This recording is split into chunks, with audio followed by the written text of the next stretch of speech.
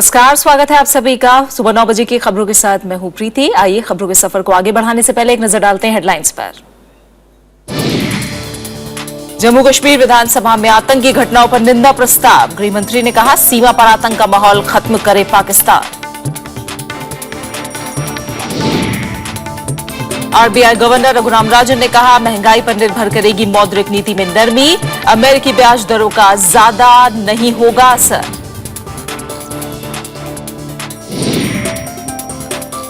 देश भर में हो रहे चर्च पर हमलों पर केंद्रीय गृह मंत्रालय सख्त। राजनाथ सिंह ने कहा दोषियों के खिलाफ होगी सख्त कार्रवाई।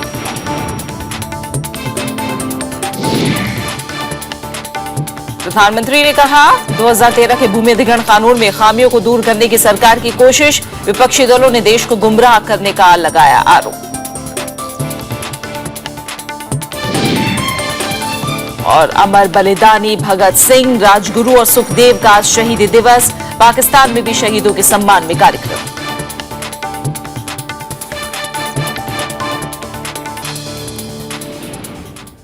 जम्मू कश्मीर विधानसभा में रविवार को एक प्रस्ताव पारित करके कठुआ और सांबा जिलों में हुए आतंकी हमलों की निंदा की गई। प्रस्ताव में केंद्र सरकार से भविष्य में ऐसे हमलों को रोकने के लिए जरूरी कदम उठाने के लिए भी कहा गया है। जम्मू कश्मीर विधानसभा में रविवार को कठुआ और सांबा जिले में हुए आतंकी हमले की गूंज सुनाई दी। सदन में इन हमलों को लेकर सदस्यों ने भारी विरोध जताया, जिसके बाद सदन में इन हमलों के खिलाफ सर्वसम्मति से निंदा प्रस्ताव पारित किया गया। मुख्यमंत्री मुफ्ती मोहम्मद सईद ने सांबा और कठुआ में आतंकी हमलों को शांति व्यवस्था बिगाड़ने की साजिश करार दिया। प्रस्ताव में केंद्र से अपील की गई कि भविष्य में इसे रोकने के लिए पाकिस्तान पर दबाव बनाया जाए।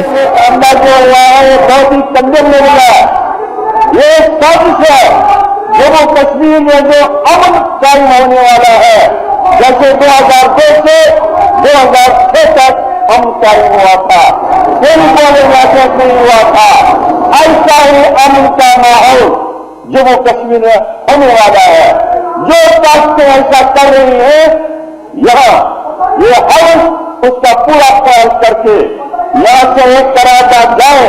मुख्यमंत्री मुफ्ती मोहम्मद सईद ने पाकिस्तान से आतंकियों पर नकेल कसने को भी कहा। मुख्यमंत्री ने कहा कि अगर पाकिस्तान शांति और सुलह चाहता है तो उसे आतंकवाद पर काबू पाना होगा। उन्होंने कहा कि इस तरह की घटनाओं का असर दोनों देशों के रिश्तों पर पड़ेगा। अगर वो चाहते हैं पीस, रिकंसिलिएशन, पाकिस्तान के जो वहाँ के है प्राइम मिनिस्टर, वहाँ का जो एस्टेब्लिशमेंट है, उनको कंट्रोल करना चाहिए, तभी गाड़ी आगे चलेगी, तभी देश आगे बढ़ेगी। जम्मू के कठुआ जिले में सेना की वर्दी पहने आतंकियों ने शुक्रवार सुबह एक पुलिस थाने पर हमला किया था। इसमें 3 सुरक्षा कर्मियों समेत 4 लोगों की मौत हो गई थी। शनिवार को भी आतंकवादियों ने सांबा में आर्मी कैंप पर हमला किया था। Bureau report, Rajya Sabha TV. Bharat ने पाकिस्तान से सीमा पर आतंक का माहौल खत्म करने को कहा है। बीएसएफ के कार्यक्रम में गृह मंत्री राजनाथ सिंह ने कहा कि नई दिल्ली अपने पड़ोसी देश के साथ दोस्ताना संबंध बनाए रखना चाहता है। गृह मंत्री राजनाथ सिंह रविवार को बीएसएफ की स्वर्ण जयंती के समापन समारोह में हिस्सा लेने वाघा अटारी पहुंचे तो आतंकवाद के मुद्दे पर पाकिस्तान को सख्त संदेश दिया। गृह मंत्री ने कहा कि करगिल युद्ध के बाद भारत ने एक बार फिर पाकिस्तान से दोस्ती का हाथ बढ़ाया था, लेकिन अभी तक उस पर अमल नहीं हो पाया है। उन्होंने कहा कि दहशतगर्दी का दौर सीमा के पार कब तक चलता रहेगा, ये पाकिस्तान को तय करना है। इधर की भी जमीन हमको हरी दिखाई दे रही थी और फेंसिंग के उस पार की पाकिस्तान की जमीन भी हमको हरी दिखाई दे रही थी। तो मैं पूछना चाहता हूं पाकिस्तान के हुक्मरानों से, क्यों आप यह दोनों देशों की हरी धरती को लाल क्यों करना चाहते हो? दहशतगर्दी का कारोबार कब तक चलाना चाहते हो? इसके बारे में आपको विचार करना चाहिए। गृह मंत्री ने पाकिस्तान के साथ लगती सीमा की सुरक्षा में बीएसएफ की भूमिका की तारीफ भी की। उन्होंने कहा कि जरूरत पड़ने पर सीमा सुरक्षा बल ने किसी भी चुनौती का माकूल जवाब दिया। राजनाथ सिंह ने कहा कि सरकार भारत पाक सीमा पर सुरक्षा के पुख्ता इंतजाम सुनिश्चित करने की व्यापक योजना बना रही है। मैं आपको यकीन दिलाना चाहता हूं कि बॉर्डर की सिक्योरिटी हम ऐसी इंश्योर करेंगे ताकि एक बार चूहा भी घुसने की कोशिश करे तो न घुसे। इससे पहले गृह मंत्री ने अटारी में नई दर्शक दीर्घा की आधारशिला रखी। नई दीर्घा 25 करोड़ रुपए की लागत से बनेगी, जिसमें बैठने की ज्यादा क्षमता और अतिरिक्त सुविधाएं होंगी। राजनाथ सिंह ने 2300 किलोमीटर की यात्रा कर वाघा अटारी सीमा पर पहुंची बीएसएफ की ऊंट सवार महिला दस्ते को भी बधाई दी। अटारी वाघा जांच चौकी रोजाना होने वाले बीटिंग रिट्रीट समारोह के लिए मशहूर है, जिसे बीएसएफ और पाकिस्तान रेंजर्स संयुक्त रूप से करते हैं। Bureau report, Rajya Sabha TV. प्रधानमंत्री नरेंद्र मोदी ने भूमि अधिग्रहण विधेयक से जुड़ी आशंकाओं को दूर करने की कोशिश की है। आकाशवाणी से मन की बात कार्यक्रम में प्रधानमंत्री ने विपक्षी दलों के विधेयक के विरोध को भ्रम फैलाने की कोशिश बताया। उन्होंने भरोसा दिया कि यह विधेयक किसानों, उनके परिवारों और गांव के कल्याण को ध्यान में रखकर लाया गया है। देश को आगे न ले जाने आकाशवाणी से मन की बात कार्यक्रम में रविवार को प्रधानमंत्री नरेंद्र मोदी ने किसानों की समस्याओं और आशंकाओं पर बात की। पूरे कार्यक्रम के दौरान उन्होंने भूमि अधिग्रहण विधेयक से जुड़ी आशंकाओं को दूर करने की पुरजोर कोशिश की। नरेंद्र मोदी ने विधेयक के विरोध में विपक्ष के अभियान की आलोचना करते हुए कहा कि ये गरीब और पिछड़े किसानों के खिलाफ साजिश है। हमने कमियों को दूर करके किसानों का भला करने की दिशा में प्रयास किए हैं।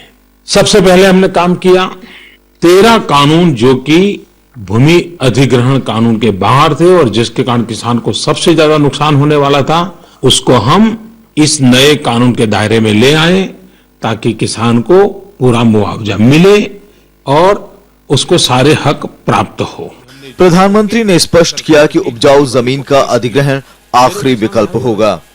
हम इस बात के आग्रही हैं कि सबसे पहले सरकारी जमीन का उपयोग हो, उसके बाद बंजर भूमि का उपयोग हो, फिर आखिर में अनिवार्य हो तब जाकर के उपजाऊ जमीन को हाथ लगाया जाए। भूमि अधिग्रहण विधेयक से सामाजिक आकलन सर्वे के प्रावधानों को हटाने को भी प्रधानमंत्री ने लालफीताशाही पर लगाम लगाने की दिशा में उठाया गया कदम बताया। ये सोशल इम्पैक्ट असेसमेंट के नाम पर अगर प्रक्रिया सालों तक चलती रहे, सुनवाई चलती रहे, मुझे बताइए ऐसी स्थिति में कोई किसान अपने फैसले कर पाएगा क्या? फसल बोनी है तो वो सोचेगा नहीं यार पता नहीं वो निर्णय आ जाएगा तो क्या करूं, और उसको 2-2, 4-4 साल खराब हो जाएंगे और अफसरशाही में चीजें फंसी रहेगी। बेमौसम बारिश और ओलावृष्टि से फसलों को हुए नुकसान पर प्रधानमंत्री ने चिंता जाहिर की। उन्होंने किसानों से जल्द नुकसान की भरपाई करने का वादा किया। Bureau report, Rajya Sabha TV. वहीं विपक्षी दलों ने प्रधानमंत्री नरेंद्र मोदी पर भूमि अधिग्रहण विधेयक के मामले में देश को गुमराह करने का आरोप लगाया है। विपक्ष का मानना है कि सरकार उद्योगपतियों को फायदा पहुंचाने के लिए इस कानून में बदलाव ला रही है। भूमि अधिग्रहण विधेयक पर प्रधानमंत्री नरेंद्र मोदी की दलीलों को विपक्ष ने खारिज कर दिया है। कांग्रेस नेता जयराम रमेश ने कहा कि विधेयक के संशोधनों से सिर्फ बड़ी कंपनियों को फायदा होगा। कांग्रेस का कहना है कि सरकार ने किसानों के हित में कुछ नहीं किया है। प्रधानमंत्री जी ने भ्रम फैलाया है और भयंकर झूठ भी बोला है। मैं सीधा आरोप लगा रहा हूं उनके ऊपर और पूरी जिम्मेदारी के साथ प्रधानमंत्री के पद के गरिमा को मद्देनजर रखते हुए मैं ये सीधे उन पर कह रहा हूं कि आज उन्होंने झूठ बोला है। वाम दलों ने जल्दबाजी में भूमि अधिग्रहण अध्यादेश लाने पर सरकार की मंशा पर सवाल खड़े किए हैं। विपक्षी दलों का मानना है कि मौजूदा विधेयक का मकसद कॉरपोरेट और बड़े औद्योगिक घरानों को फायदा पहुंचाना है। समाजवादी पार्टी ने विधेयक पर सुलह सफाई का रास्ता तलाशने के लिए सरकार को सर्वदलीय बैठक बुलाने का सुझाव दिया है। खेती को भी मानो कि अगर खेती कहीं अच्छी हो रही है तो उससे भी विकास हो रहा है, तो खेती को हम विकास नहीं मानते, हम बिल्डिंग को विकास मानते हैं खेती रह गया तो पिछड़ा रह गया। तो ये जो विकास की परिभाषा है इसको थोड़ा सा बदले, तब किसान के मन की बात होगी। देश के अलग अलग हिस्सों के किसानों ने भी प्रधानमंत्री के बयान पर मिलीजुली प्रतिक्रिया दी। जो मन की बात प्रधानमंत्री जी ने बताई है, ऐसे हम उसके बातों से नहीं सहमत हुए। हम जो प्रैक्टिकल करके दिखाएगा हमारे को तब सहमत होएंगे। इस तरह मन की बात रेडियो पे अनाउंस करके इसमें हम सहमत नहीं है। कार्य जो हो रहा है केंद्र सरकार का जो योजना है भूमि अधिग्रहण का जो है, ये सब कानून जो है ये किसान के हित में है। जिस तरह बात मोदी जी कर रहे हैं प्रधानमंत्री माननीय, किसान के हित में है। किसानों को जो है बरगलाया जा रहा है अन्य पार्टियों या विपक्ष द्वारा, वो सब गलत है। सामाजिक कार्यकर्ता अन्ना हजारे ने भी प्रधानमंत्री नरेंद्र मोदी पर किसानों को गुमराह करने और पूंजीपतियों को फायदा पहुंचाने का आरोप लगाया है। विधेयक के खिलाफ मुहिम में अन्ना हजारे अब तक 25 विपक्षी दलों को चिट्ठियां लिख चुके हैं। बजट सत्र के पहले चरण में भूमि अधिग्रहण विधेयक लोकसभा से तो पारित हो गया है, लेकिन सरकार के सामने पर्याप्त संख्या बल न होने की वजह से राज्यसभा से विधेयक पारित कराना बड़ी चुनौती है। Bureau report, Rajya Sabha TV. केंद्रीय गृह मंत्री राजनाथ सिंह ने चर्चों और दूसरे अल्पसंख्यक संस्थानों पर हमले के दोषियों के खिलाफ सख्त कार्रवाई की बात कही है। उन्होंने कहा कि अल्पसंख्यकों में विश्वास पैदा करने के प्रयास किए जाने चाहिए। हाल ही में राजधानी दिल्ली समेत कई राज्यों में गिरजाघरों और दूसरे अल्पसंख्यक संस्थानों पर हमलों के मद्देनजर राजनाथ सिंह ने बयान दिया है। मध्य प्रदेश के जबलपुर में चर्च पर हमले का ताजा मामला सामने आया है। हालांकि ये घटना 20 और 21 मार्च को तड़के हुई, लेकिन इस मामले में अभी तक किसी की गिरफ्तारी नहीं हो पाई है। गृह मंत्री राजनाथ सिंह ने अल्पसंख्यक संस्थानों पर आए दिन हो रहे इस तरह के हमलों पर चिंता जताई। उन्होंने भरोसा दिलाया कि इस तरह के अपराध के दोषियों को बख्शा नहीं जाएगा। चाहे मंदिर हो, मस्जिद हो, गुरुद्वारा हो, चर्च हो, कहीं पर भी कोई हमले होंगे तो जो भी विधि सम्मत कार्रवाई होगी, कानून के तहत जो भी आवश्यक कार्रवाई होती है वो कार्रवाई होगी। उधर महाराष्ट्र के नवी मुंबई के न्यू पनवेल इलाके में चर्च पर हुए हमले के अपराधी अब भी गिरफ्त से बाहर हैं। हालांकि महाराष्ट्र के मुख्यमंत्री देवेंद्र फडणवीस ने कहा है कि अपराधियों को जल्द ही पकड़ लिया जाएगा। 3 लोग आइडेंटिफाई किए गए हैं, उसका सीसीटीवी फुटेज प्राप्त हुआ है, पुलिस उसका एनालिसिस कर रही है और हम जल्दी ही उनको पकड़ेंगे। मगर कांग्रेस समेत तमाम विपक्षी दलों का आरोप है कि केंद्र सरकार ऐसी वारदातों से निपटने को लेकर गंभीर नहीं। साफ तौर पर जो भारत की अक़लियतें हैं उनको सरकार ये संदेश दे रही है कि सरकार ना ही उनको प्राथमिकता देना चाहती है और ना ही उनकी जो हिफाजत है उसके प्रति संवेदनशील है। Mr. Modi is giving some kind of a confidence to the minorities in the country, but their organization related to their party are doing this kind of a thing. We demand to the state government that there should be an inquiry, people should be arrested. पिछले पखवाड़े में हरियाणा में एक गिरजाघर में कथित रूप से तोड़फोड़ की गई और पश्चिम बंगाल में एक बुजुर्ग नन के साथ कथित रूप से बलात्कार हुआ था। वहीं पिछले कुछ महीनों में दिल्ली में भी कई चर्चों पर हमले हुए हैं। Bureau report, Rajya Sabha TV. Delhi के जंतर मंतर में चल रहा यमुना बचाओ आंदोलन एक बार फिर बिना किसी ठोस कार्रवाई के खत्म हो गया। सरकार ने कहा कि जल्द ही एनवायरमेंट प्रोटेक्शन एक्ट के तहत यमुना को नोटिफाई किया जाएगा ताकि मथुरा वृंदावन तक अविरल धारा पहुंचे। हालांकि हथनीकुंड बैराज के 2 गेट तुरंत खोले जाने की मांग सरकार ने नहीं मानी। यमुना की अविरल धारा को साथ ले जाने आए ब्रजभूमि के इन हजारों लोगों को खाली हाथ वापस लौटना पड़ा। जंतर मंतर पर चल रहा आमरण अनशन इस बार भी बिना किसी ठोस कार्रवाई के खत्म हो गया, लेकिन सरकार ने 2 महीनों के अंदर एनवायरमेंट प्रोटेक्शन एक्ट के तहत यमुना पर नोटिफिकेशन जारी करने का वादा किया। आज मैं घोषणा करता हूं कि आपकी ये मांग मान ली गई है, जल्दी इसका नोटिफिकेशन होगा। आंदोलन कर रहे संतों की मांग थी कि जब तक नोटिफिकेशन जारी नहीं होता हथनीकुंड बैराज से 2 गेट खोल दिए जाएं, लेकिन सरकार ने ये मांग मानने से इनकार कर दिया। केंद्र सरकार ने उन्हें आश्वासन देते हुए कहा कि वो जल्दी ही दिल्ली में 22 किलोमीटर नाले बनाने का रास्ता साफ करेगी ताकि दिल्ली की गंदगी यमुना में ना गिरे। ये निर्णय हुआ कि ये 22 किलोमीटर का नाला जल्द से जल्द बनेगा। ये भारत सरकार की सूचना मैं आपको देना चाहता हूँ। आंदोलन की आंतरिक राजनीति और केंद्र की बातों से अनशन पर बैठे संत नाराज थे। संतों ने कहा कि उनका अनशन जबरदस्ती तोड़वाया गया है।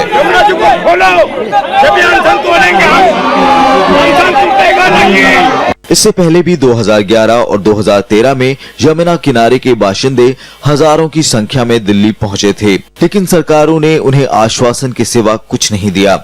इस बार भी हजारों लोग 15 मार्च को मथुरा के कोसी कला से चलकर 20 मार्च को दिल्ली पहुंचे थे। गंगा संरक्षण मंत्री उमा भारती ने हरियाणा जाकर ही उन्हें रोकने का प्रयास किया, लेकिन वे सफल नहीं हो सकी। Bureau report, Rajya Sabha TV. संसद भवन परिसर में रविवार दोपहर एसी प्लांट में भीषण आग लग गई। मौके पर पहुंची दमकल की करीब 10 गाड़ियों ने कुछ ही देर में आग पर काबू पा लिया। इस हादसे में कोई जख्मी नहीं हुआ और कोई बड़ा नुकसान नहीं हुआ। गेट नंबर 8 पर रिसेप्शन एरिया के पास स्थित एसी प्लांट में मेंटेनेंस की वेल्डिंग का काम चल रहा था, जिसकी चिंगारियों से आग भड़क गई। किसी अनहोनी की आशंका के मद्देनजर संसद भवन में अतिरिक्त सुरक्षा बलों को भी तैनात कर दिया गया। इसमें किसी के हताहत होने की खबर नहीं है। राष्ट्रपति प्रणब मुखर्जी ने घटना पर गहरी चिंता जताई है। उन्होंने अधिकारियों से आग लगने के कारणों की तुरंत जांच करने का निर्देश दिया है। साथ ही भविष्य में ऐसी घटना ना हो, इसके लिए भी ताकीद की।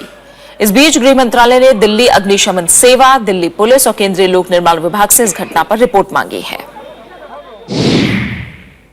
वेल्डिंग का काम चल रहा था, वेल्डिंग कटिंग का, जिसमें कि स्पार्क्स उत्पन्न हो रहे थे और जो स्पार्क्स है वो फ्लेमेबल मटेरियल, जो इंसुलेशन मटेरियल है या जो प्लास्टिक का मटेरियल रखा हुआ था आसपास, उसने आग को पकड़ लिया और जो ब्लैक डेंस स्मोक आप देख रहे थे इन पिक्चर्स, वो उस प्लास्टिक के मटेरियल के जलने की वजह से था। रक्षा मंत्री मनोहर पर्रिकर ने हिंद महासागर इलाके में भारत की बड़ी भूमिका पर जोर दिया है। भुवनेश्वर में रक्षा मंत्री ने कहा कि भारत पड़ोसी देशों के साथ अच्छे संबंध बनाने के साथ ही अपनी क्षमता में भी विकास कर रहा है। ओडिशा की राजधानी भुवनेश्वर में एक अंतर्राष्ट्रीय सम्मेलन में रक्षा मंत्री मनोहर पर्रिकर ने नौसैनिक क्षमता बढ़ाने पर जोर दिया। उन्होंने कहा कि नौसैनिक क्षमता को मजबूत कर भारत को अपने पुराने समुद्री वैभव को बहाल करने की जरूरत है। उन्होंने समुद्र पर एक व्यापक शोध की भी जरूरत बताई। We are working there, we are helping there strengthen their coastal security, making them economically stronger to exploit whatever potential they have. India is a country which will reach out its hand to anyone, any neighboring country. रक्षा मंत्री ने कहा कि सरकार पड़ोसी देशों को रक्षा उपकरण निर्यात करने और 38 देशों के सैनिकों को प्रशिक्षण देने पर भी विचार कर रही है। We are also considering supplying some sort of a defense material exported or through line of credit to these countries so that they can depend on India for their defense. रक्षा मंत्री ने यह भी बताया कि सोमालिया के समुद्री डाकू भारत की तरफ अपना ठिकाना स्थानांतरित कर रहे हैं, लेकिन देश इस तरह के खतरों से निपटने में सतर्क है। Bureau report, Rajya Sabha TV. देश की रक्षा सेवाओं में रिक्त पदों को भरने का काम आने वाले कुछ सालों में पूरा कर लिया जाएगा। लोकसभा में पूछे गए एक सवाल के जवाब में रक्षा मंत्री मनोहर पर्रिकर ने कहा कि रिक्त पदों की भरपाई के लिए सरकार भर्तियों की नई नीतियां बना रही है। एक तरफ जहां देश की सीमाओं पर आतंकी गतिविधियां बढ़ रही हैं, वहीं सेना अफसरों और जवानों की कमी से जूझ रही है। इस मुद्दे को लेकर लोकसभा में प्रश्नकाल के दौरान सवाल उठा। रक्षा मंत्री मनोहर पर्रिकर ने रक्षा सेवाओं में रिक्त पदों के मुद्दे को गंभीर मानते हुए कहा कि सरकार भर्ती की नई नीतियों की मदद से भरपाई की कोशिश कर रही है। उन्होंने उम्मीद जताई कि आने वाले कुछ ही सालों में तमाम रिक्त पद भर लिए जाएंगे। That approximately 2000 army officers are inducted, taken in for training every year, whereas around 1000 retire. So 1000 का करीबन गैप बढ़ता है। Right. We are filling in the gap और मुझे लगता है अगले 8-10 बरस में ये गैप पूरा भर जाएगा। सरकार के आंकड़ों के मुताबिक थल सेना में अफसरों के 9642 पद रिक्त हैं, जबकि जवानों और अन्य सेवाओं के 24356 पद रिक्त हैं। नौसेना में 1322 पद अफसरों, जबकि 11257 दूसरे स्तर के पद रिक्त हैं। वायुसेना में 152 पद अफसरों, जबकि 5540 अन्य स्तर के पद रिक्त हैं। जानकार मानते हैं कि युवाओं को सेना में भर्ती के लिए प्रेरित करना जरूरी है। इसके लिए कार्यस्थल के माहौल को बेहतर बनाने, वेतन और छुट्टियों की उदार नीतियां बनानी होंगी। आइसोलेशंस को कैसे उबार के आए, स्ट्रेस से कैसे उबार के आए। छुट्टी सिर्फ 60 दिन और 30 दिन नहीं, छुट्टी ठीक टाइम में मिलना चाहिए। रक्षा सेवाओं के प्रति नौजवानों की उदासीनता चिंताजनक है। यही वजह है कि सेना में हजारों पद खाली पड़े हैं। जरूरी है ऐसी नीतियां बने जिससे युवाओं को रक्षा सेवाओं में भर्ती के लिए प्रेरित किया जा सके। प्रणब गोस्वामी, राज्यसभा टीवी। वित्त मंत्री अरुण जेटली ने साफ किया है कि सरकार और भारतीय रिजर्व बैंक के हमेशा से तालमेल रहा है और भविष्य में भी रहेगा। कल दिल्ली में वित्त मंत्री और आरबीआई बोर्ड के सदस्यों के साथ बैठक में गवर्नर रघुराम राजन ने कहा कि अमेरिकी फेड रिजर्व के फैसले का भारतीय बाजारों पर ज्यादा असर नहीं पड़ेगा। रविवार को दिल्ली में जब वित्त मंत्री अरुण जेटली और आरबीआई बोर्ड की बैठक हुई तो दोनों पक्षों ने साफ किया कि सरकार और केंद्रीय बैंक मिलजुल कर सलाह मशवरा करते हैं और दोनों के बीच तालमेल की कमी जैसा कोई मसला नहीं है। There has always been and shall continue to be a regular, continuous interaction between the central bank and the government.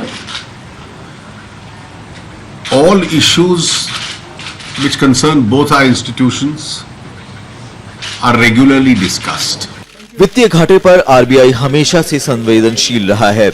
इस विषय पर आरबीआई गवर्नर रघुराम राजन ने केंद्रीय बैंक का पक्ष रखा। Depend on a variety of issues, including the external environment, the internal environment, and so on. The markets, for example, disinvestment will depend on that. So obviously, in looking at the extent and the of fiscal consolidation, these factors will come into play. It also depends on the actions of the state governments. भविष्य में ब्याज दरों की कटौती के विषय में रघुराजन ने कहा कि महंगाई पर लगाम लगाना अब भी उनकी प्राथमिकता है और अमेरिका के फेड रिजर्व के फैसले से भारतीय बाजारों पर ज्यादा असर नहीं पड़ेगा।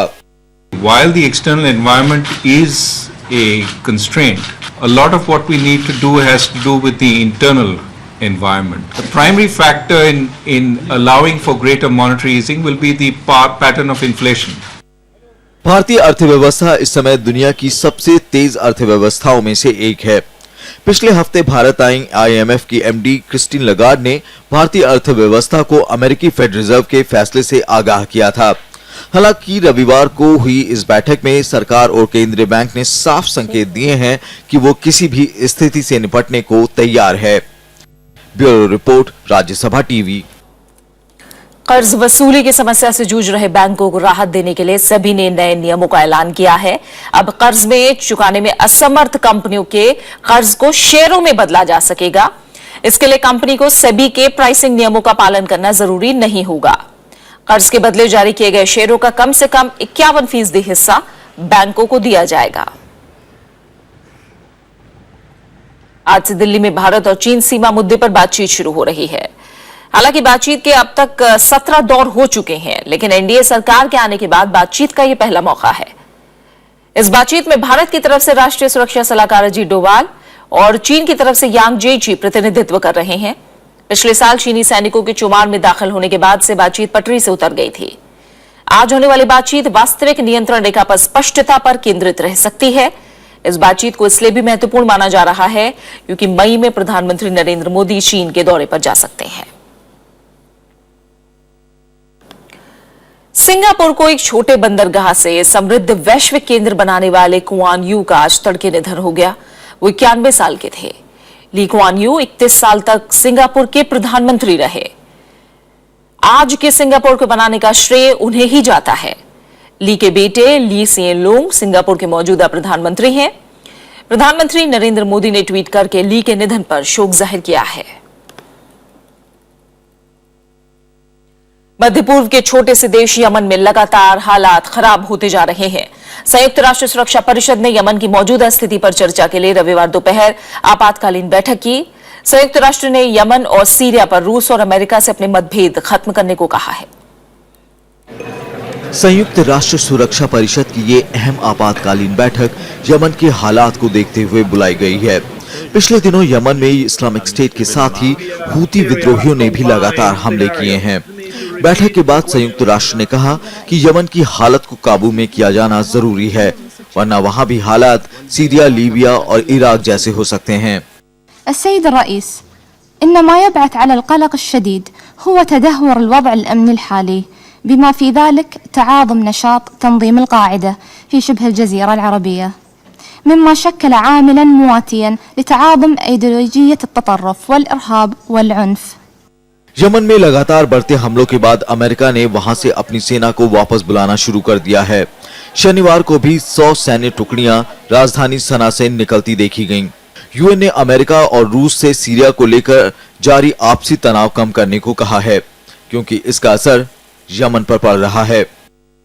पिछले कुछ दिनों में अलकायदा, हूती विद्रोहियों और इस्लामिक स्टेट ने यमन में लगातार हमले किए हैं। हालात इस कदर बिगड़े हैं कि देश के तीसरे सबसे बड़े शहर ताइस पर शिया विद्रोहियों ने कब्जा कर लिया है। हालांकि यमन की सेना विद्रोहियों को खदेड़ने में काफी हद तक सफल भी रही है। इसी घटना के एक दिन बाद राजधानी सना में आत्मघाती हमलावरों ने कम से कम 137 लोगों की हत्या कर दी थी। Bureau report, Rajya Sabha TV. Ukraine में सेना और अलगाववादियों के बीच एक बार फिर तल्खियां बढ़ने लगी हैं। कल पूर्वी यूक्रेन दोनेत्स्क में हुए हमले में 7 यूक्रेनी सैनिक बुरी तरह से जख्मी हो गए। इस हमले के बाद दोनों पक्षों ने हाल की हिंसक घटनाओं और संघर्ष विराम के उल्लंघन के लिए एक दूसरे को जिम्मेदार बताया है। दोनेत्स्क में यूरोपीय सुरक्षा एजेंसी OSCE का यूक्रेनी सैनिकों से मिलना रूस समर्थित अलगाववादियों को इस कदर नागवार गुजरा कि उन्होंने यूक्रेनी सेना पर जबरदस्त हमला कर दिया। इस हमले में 7 सैनिकों के घायल होने की खबर है। हमले के बाद सेना और अलगाववादियों के बीच एक बार फिर तनाव बढ़ने की आशंका जताई जा रही है। Перемирие нам не нравится. Как предыдущие два, оно закончится тем, что враг начнет наступать, накопит силы, сгруппируется удачно для себя и इस बीच ब्लैक सी में कई दिनों से अभ्यास कर रही नाटो सेना ने पश्चिमी देशों से यूक्रेन के लिए हथियारों समेत हर मुमकिन मदद देने की गुहार लगाई है। Ukraine, what we see is that we talked about earlier, diplomatic tools being used, informational tools being used, military tools being used, economic tools being used against Ukraine. And so we, I think in the West, should consider all of our tools in reply. Obama प्रशासन भी NATO की इस मांग को पूरा करने में जुट गया है। हालांकि जर्मनी ने एक बार फिर रूस के साथ बातचीत का समर्थन करते हुए नाटो सेनाओं की वापसी की बात दोहराई है। नाटो सेना का मानना है कि रूस यूक्रेन में अलगाववादियों को हथियार भेज रहा है, जबकि रूस ने एक बार फिर इन आरोपों को सिरे से खारिज किया है। Bureau report, Rajya Sabha TV. अमर बलिदानी भगत सिंह, राजगुरु और सुखदेव का शहीदी दिवस है। आज ही के दिन अंग्रेज सरकार ने देशभक्ति के आरोप में इन तीनों को फांसी दी थी। इन्होंने भी मातृभूमि के लिए हंसते हंसते फांसी के फंदे को गले लगा लिया। शहीदों को श्रद्धांजलि देने आज प्रधानमंत्री पंजाब का दौरा करेंगे। इन शहीदों का पाकिस्तान में भी बहुत सम्मान किया जाता है। मेरा रंग दे बसंती चोला, मेरा रंग दे, ओ मेरा रंग दे बसंती चोला, ओए रंग दे। महान क्रांतिकारी भगत सिंह, राजगुरु और सुखदेव ने अंग्रेजों की बहरी सरकार तक आजादी की आवाज पहुंचाने के लिए अपने प्राणों तक की परवाह नहीं की।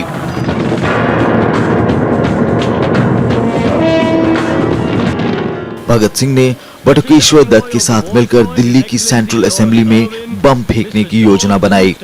इसका मकसद किसी को नुकसान पहुंचाना नहीं था, बल्कि अंग्रेज सरकार तक आजादी की आवाज पहुंचाना था।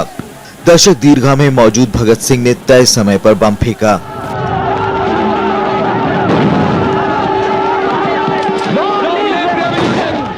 दोनों ने नारा लगाया, इंकलाब जिंदाबाद। अनेक पर्चे भी फेंके।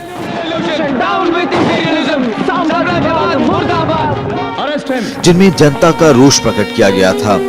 बम फेंककर खुद को गिरफ्तार करा लिया। पहचानिए जो लड़े दीन के हैं, पुरसा पुरसा कट मरे, कबूल छाड़े खे।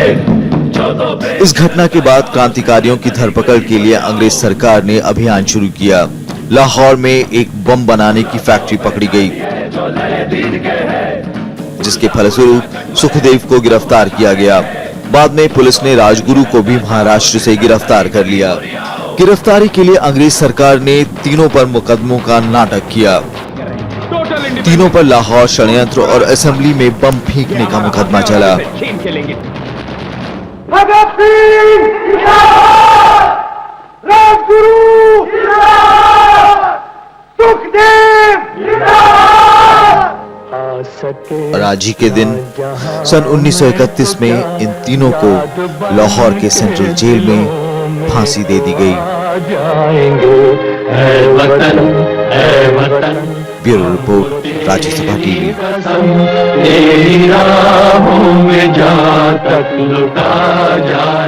और अब आखिर में एक नजर हेडलाइंस पर। जम्मू कश्मीर विधानसभा में आतंकी घटनाओं पर निंदा प्रस्ताव। गृह मंत्री ने कहा, सीमा पर आतंक का माहौल खत्म करे पाकिस्तान। आरबीआई गवर्नर रघुराम राजन ने कहा, महंगाई पर निर्भर करेगी मौद्रिक नीति में नरमी। अमेरिकी ब्याज दरों का ज्यादा नहीं होगा असर। देश भर में हो रहे चर्च हमलों पर केंद्रीय गृह मंत्रालय सख्त। राजनाथ सिंह ने कहा, दोषियों के खिलाफ होगी सख्त कार्रवाई। प्रधानमंत्री ने कहा, 2013 के भूमि अधिग्रहण कानून में खामियों को दूर करने की सरकार की कोशिश। विपक्षी दलों ने देश को गुमराह करने का लगाया आरोप। और अमर बलिदानी भगत सिंह, राजगुरु और सुखदेव का शहीदी दिवस। पाकिस्तान में भी शहीदों के सम्मान में कार्यक्रम।